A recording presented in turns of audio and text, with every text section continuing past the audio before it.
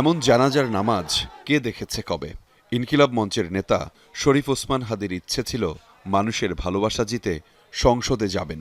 হাদি সেই সংসদে এলেন, সাথে লাখ লাখ মানুষের ভালোবাসাও। কিন্তু ওসমান হাদির নিথর দেহ তখন কফিনে বন্দী। জাতীয় সংসদ ভবনে শরীফ ওসমান হাদির জানাজায় অংশ নিতে আসে লাখ লাখ জনতা। জাতীয় সংসদ ভবন থেকে শুরু, রাজধানীসহ দেশের বিভিন্ন প্রান্ত থেকে উপস্থিত ছাত্র জনতার ঢল গিয়ে উপচে পড়ে মানিক মিয়া অ্যাভিনিউ, খামারবাড়ি, আসাদ গেট এলাকা পর্যন্ত।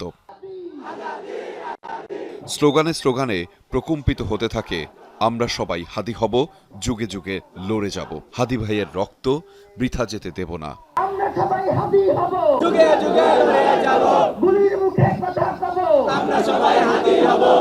আকাশ থেকে দেখলে মানুষের উপস্থিতি ছাড়া কিছুই মিলবে না।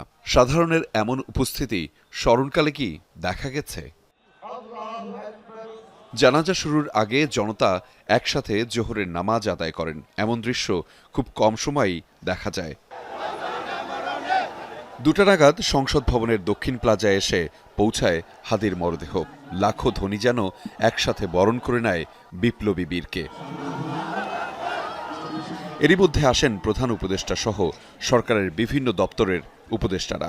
যোগ দেন বিএনপি, জামায়াতে ইসলামী ও এনসিপি সহ বিভিন্ন রাজনৈতিক দলের শীর্ষ নেতারা। চোখের পানি ধরে রাখতে পারেননি অনেকেই। হত্যাকারীদের ব্যাপারে রাষ্ট্রকে সর্বোচ্চ এফোর্ট নিতে হবে। তারা যেখানে থাকুক, সে ওভার দি ব্লু সিজ অথবা অন দি ব্ল্যাক মাউন্টেন, যেখানেই তারা থাকুক, তাদেরকে ধরে আনতে হবে, বিচার করতে হবে। তার যে আদর্শ, তার যে চেতনা, সেটা যেন এই দেশে, এদেশের বিভিন্ন প্রান্তে প্রান্তরে যেন যুগ যুগ ধরে, শতাব্দীর পর শতাব্দী ধরে যেন টিকে থাকে, বেঁচে থাকে।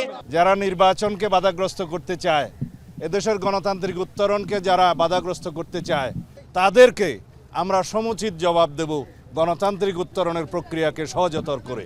তাহলেই শহীদ ওসমান হাদির রক্তদানকে, আত্মত্যাগকে আমরা সম্মান জানাতে পারব।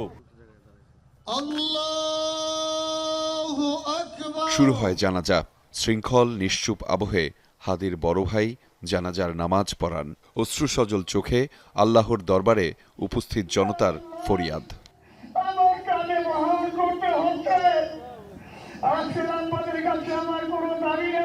জানাজা শেষে গগনবিদারী আর্তনাদে হাদির হত্যাকাণ্ডের বিচার দাবি করেন লাখো জনতা।